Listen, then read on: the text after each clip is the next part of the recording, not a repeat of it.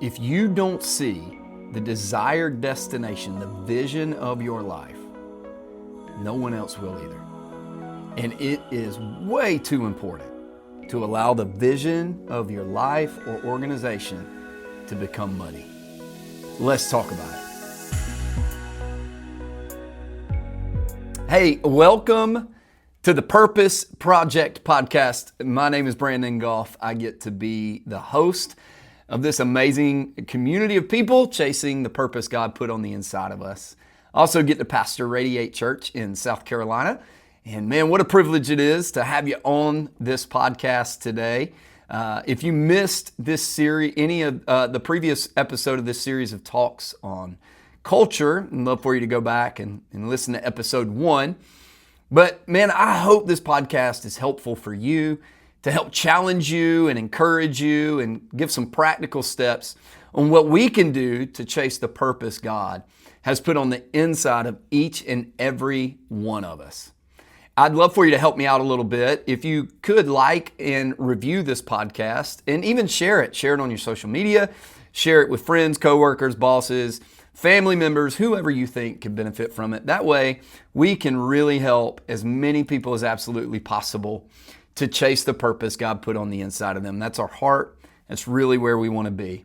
And so today, we're going to continue a series of talks about the importance and the practicalities of building culture within your organization. Now, organization, you need to fill in the context of that. Maybe it's family, maybe it's a business you're about to start, maybe you are a CEO, maybe you lead a team at work or at church, wherever you are.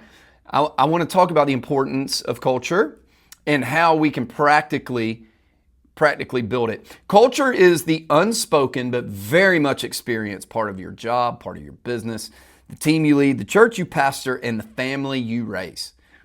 Culture is the personality and experience that people have when they come into contact with your family, with you, with your job, with your business, whatever it is.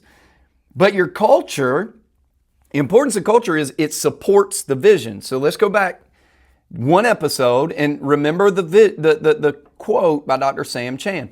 Vision, our culture will eat vision for lunch. So we talked about how vision is really the sketch and the blueprint. This is where we're going. This is what we want. When you're looking at a house, you look at the sketch and the blueprint, try to figure this thing out. But really the most important part of building the house is not the sketch and the blueprint. It's what you build it with, the foundation, the timber, the lumber, the sheetrock, the paint, the windows, all those things. Why? Because that's what makes the vision happen. And culture is the gas pedal for the speed of the vision that God has given us. So I want to talk about today, we have to start with the blueprint.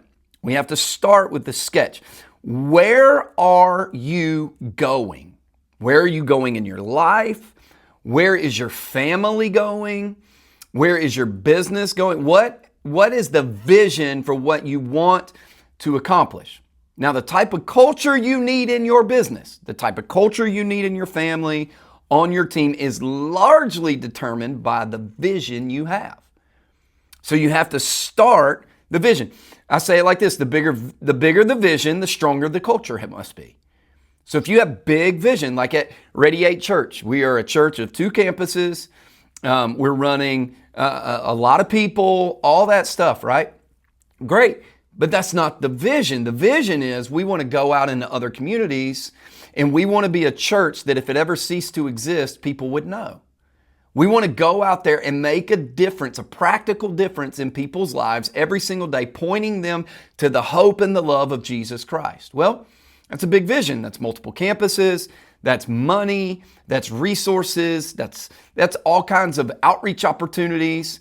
So the bigger the vision you have for your business, your family, whatever, the stronger the culture has to be because the culture supports the vision. If you want to open a new business and you want it to be known throughout the city as the place to go, you're opening a new restaurant, a new food truck, you're opening a new doctor's office, whatever you're doing, right? If you want it to be known, let's say your vision is, I want it to be known as the place. When they decide they want this food or they want this type of care. They want to experience this. This is the place they're going to go. Well, that's great vision, but your culture has to support that, because if it doesn't support that, it will destroy that. And that's the hard part a lot of times is we start with the big sketch and the big vision and this is what we want to do and 5-year vision. Great, awesome. I love that. I love it. I just released a 5-phase vision for our church. I didn't do it 5 years. I did 5 phases. Here's why. We determine the speed of the vision. How? Culture, buy-in, giving, serving, making a difference, doing our part. Too many leaders start with really big vision and really poor culture. And so today we're gonna talk about vision today. How do you build that vision? Where do you find that vision? But I want you to hear me. In the upcoming episodes, we're going to really talk about, okay, it starts with vision. Now, how do I build the culture to come up underneath and support this thing so that we can go somewhere? There's a story, last week I talked about the culture Chick-fil-A has built. The My Pleasure culture. When you walk in, you feel like they've just been waiting on you all day by yourself, you and your family. They've been standing behind that register waiting on you. No matter what time you walk in, no matter what you order, they're waiting on you. Chick-fil-A's done an amazing job creating great culture. Well, that all came from this. There's a story where Dan Cathy, the owner and founder of Chick-fil-A, steps in to a meeting. And at that time, Boston Market was killing Chick-fil-A in the chicken business, in the chicken sandwich business.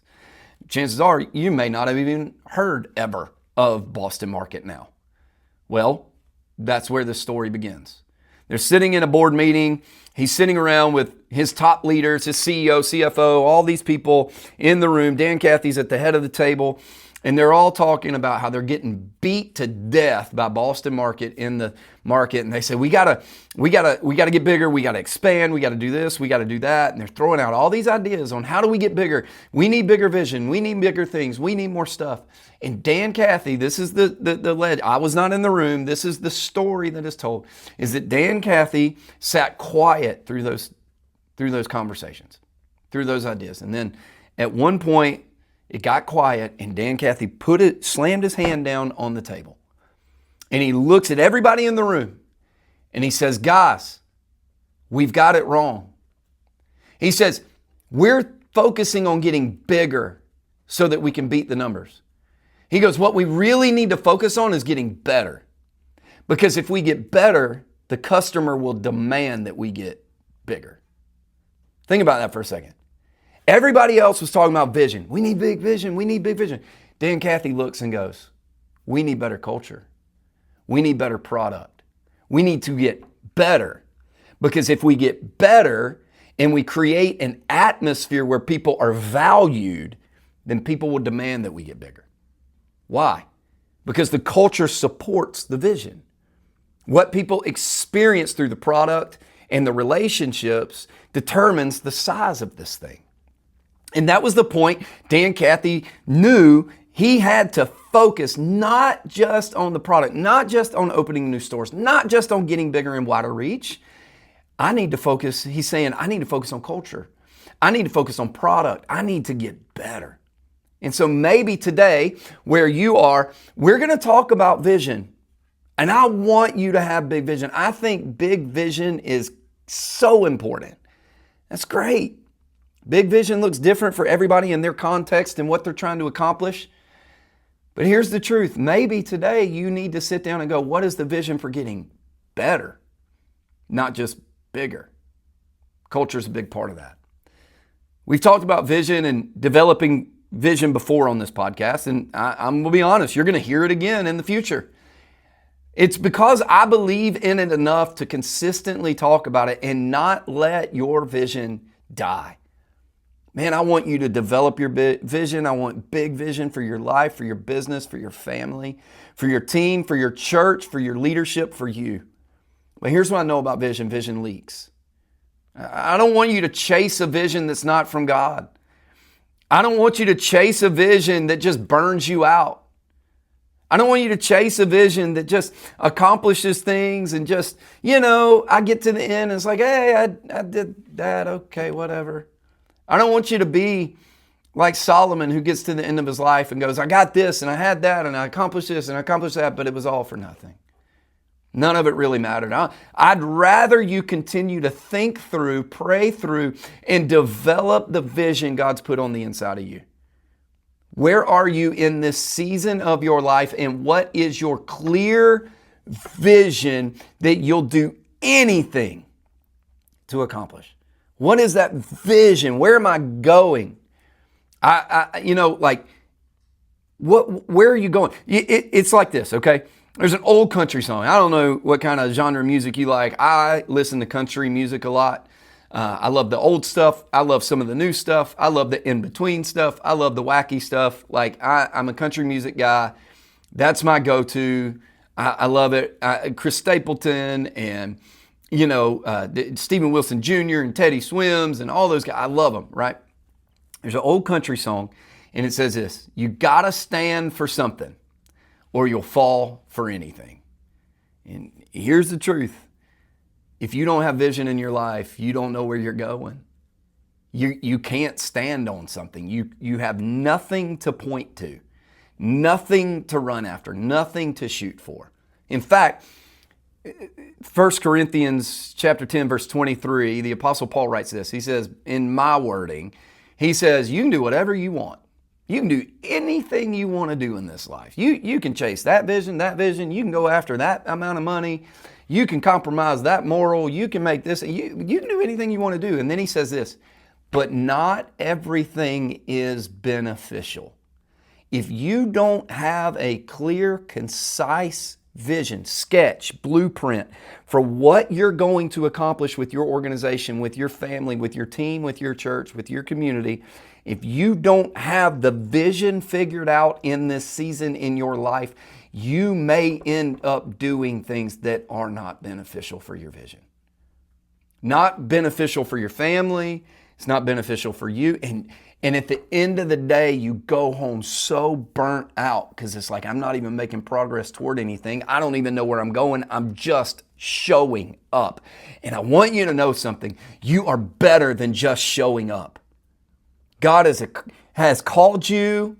God has purposed you. You are better than just showing up. There is something for you to chase after. There's a vision for you to sketch out. There's a vision for you to go. And vision, yes, changes in the seasons. Vision absolutely changes in the seasons, but vision helps you determine if what you're about to do is going to be beneficial or destructive. Is it going to build up or is it going to tear down? Or maybe even worse, is it just going to keep me stagnant? I'm just going to get through another day. Man, vision, the Bible says it like this: where there is no vision, it says it two ways in two different translations. It says, one, the people won't prosper. And then another way it says, where there is no vision, the people are unrestrained. See, vision keeps us locked in. Vision keeps us going, all right, this is where we're going. This is what I'm called to do. This is my gifting. This is my calling. This is part of my vision, my mission. In this season of life, this is where we're going. It keeps you restrained within the context of what you're called to do in that moment. I have a vision for my life, not just my organization. I have vision for our church. I have vision for my family. I have vision for my life, my friendships. I have a vision to be a great follower of Jesus. Not perfect. Listen, I'm far from perfect. If you wanted to jump on a perfect podcast or go to a perfect church, don't come to mine. And I'm far from it. I'd mess it up. I'm human, you're human, we all have our faults, but I want to be a great follower of Jesus. I want to be obedient to His voice. I want to follow His lead. I want to love like Jesus loved. I want to reach people like Jesus reached. I want to be so entrenched in the ways of Jesus. I want to be a great follower of Jesus. That's one of my visions. I want to be a great father. I don't just want to be a dad that shows up. I want to be a father. I want to be a father that is involved in my kids' life, that teaches lessons, that helps them become the mature adult that God's created them to become. I want to be a father that supports their sports. I want to be a father that corrects when needed, but celebrates when needed. I want to be a father that doesn't just sit on a couch and take up room in our living room, but that really directs and guides my 3 kids to become everything God created them to be. I want to be a great follower of Jesus. I want to be a great father. I want to be an amazing husband. I want to be an amazing husband. Like, I don't deserve my wife. She's incredible. You guys met her on a previous podcast about marriage. She is an amazing woman of God. I do not deserve her. And before she was my wife, she was God's daughter. And I want to be such an amazing husband that I still pursue her. We still date. That when I walk in the room, there's still butterflies in her stomach. I want her to know that she's loved and not have to question it. I want to be an amazing husband. I want to be a transparent leader. One of the things in leadership early on for me, when I became a senior pastor especially, I wanted to be transparent. I don't always want to be vulnerable. You can't be vulnerable with everybody, but I can be transparent with everybody. I'm an open book. And I'm not trying to hide anything. Transparency just means I'm not doing anything that needs to be hidden. We can talk about anything.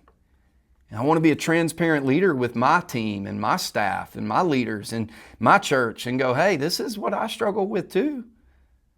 And I want to be a fun and trustworthy friend. I want to be a friend that people can call for encouragement. I want to be a friend that's fun to be around and life-giving, and a friend that people know that they can trust with their struggles. And here's the thing. The vision for your life may look different than mine. Maybe you're not married. Maybe you don't have kids. Maybe you're not a follower of Jesus yet. Maybe, I don't know. What's the vision of your life? What's the vision of your organization? What do you want to be? Because if you can decide that, then I can build the culture around the vision that supports it instead of building a culture that destroys it. Because if I build a culture around my life that doesn't support my vision, I can kiss my vision goodbye. It's not going to happen. I got big vision. Great. Awesome.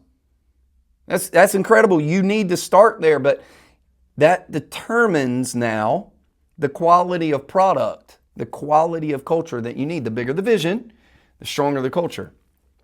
The vision determines the lanes you need to run in. So if you have a vision, like for us, we want to be a church that's very, very loving. We want to be a church that when you walk in the doors of this church, you feel at home. That means one of the lanes we run in is we run in relationship lanes. So we try to create all kinds of opportunities on Sundays and outside of Sundays for connection, for relationship building. We want people hanging out in the lobby and on the lawn. We want people connecting in life groups. Not just for discipleship. Yes, that's a large part of it, but also to get to know people. We want those relationships to be built. Vision determines the lanes you run in. We want to be a church that is very active in our community. So one of the lanes in our outreach is not just global outreach, which we are involved in, but it's very local. Every month, we have something we call Serve Saturdays, to where we go into the community and we do something to benefit the communities that we call home. Why? That's a lane we're running in. Well, what decided that? Vision. What lanes are you running in that maybe you don't need to be running in because you don't have vision? Talk about your vision. Whenever you're praying and figuring out, all right, this is the sketch, this is the blueprint, this is where we're going, this is what we're doing. When you get to that point and you sketched it out and you've written it on a piece of paper and you got it all figured out, right? Like you're in the process of figuring it out. Here's what I want you to do. I want you to begin to talk about it. I want you to begin to talk about your vision. I want you to begin to tell your spouse, hey, here's what I think God's calling our family to be. Here's what I feel like our business should be. This is what I feel like I need to be. Tell your team, if you serve a team, hey, this is our vision. I want you to be a part of it. This is where we're going. And I'm not going alone, because how many of you know that if you're going and leading a team by yourself, you're not leading, you're just taking a walk. If nobody's following you, you're just taking a walk. Leaders build teams. Tell your team the vision. Tell your coworkers the vision. Tell those that will celebrate the vision. Call some friends. Call some mentors and go, hey, here's the deal. This is what I feel like God's given me in my spirit. This is where I feel like the vision needs to go. Tell me what you think. Get with people that will not just correct it, but celebrate it. Because if you're on the journey to accomplishing vision with others, they need to know where they're going. Too often in leadership, we throw this blast of information and then go, hop in the car, let's go. And they're like, I don't even know where we're going. I just know what to do. I know that while I'm sitting in the car trying to get to vision, I got this checklist I need to accomplish. And at the end of every day, I've accomplished the checklist, but I still don't know what we're trying to accomplish. Is the vision the checklist, or is the vision something bigger? Tell your team, let them know, and don't just hope and wish. Man, set a clear vision. So this week, here's the takeaway. Here's some homework. This week, take some time and think through your personal, professional, and spiritual vision. What is your personal vision? What kind of person do you want to be? What kind of family do you want to raise? What kind of marriage do you want to have? What kind of professional vision do you have? Where's your organization going? Where's your business going? What kind of leader are you going to be? And then spiritual vision. God, what do you have for me? God, what are you calling me to in this moment? What are you calling me to be? What kind of man and woman do you want people to experience by the end of your life? I recently asked a group of men that's going through a 6-month discipleship process with me called Brotherhood. I said, your homework this week is to go home and write down this. What would people say about you at your funeral? And maybe that's the vision. What are people going to experience from you? And what would they say about you by the end of your life? What kind of follower of Jesus do you want to be? What do you want to be? Obedient? Do you want to be complacent? Do you want to be a consumer or a contributor? What kind of boss, what kind of coworker, leader do you want to be? All of this matters because you can't delegate your vision to anybody else. It's your vision. God's given it to you. What is it? And only you and God can decide it. And it doesn't happen overnight.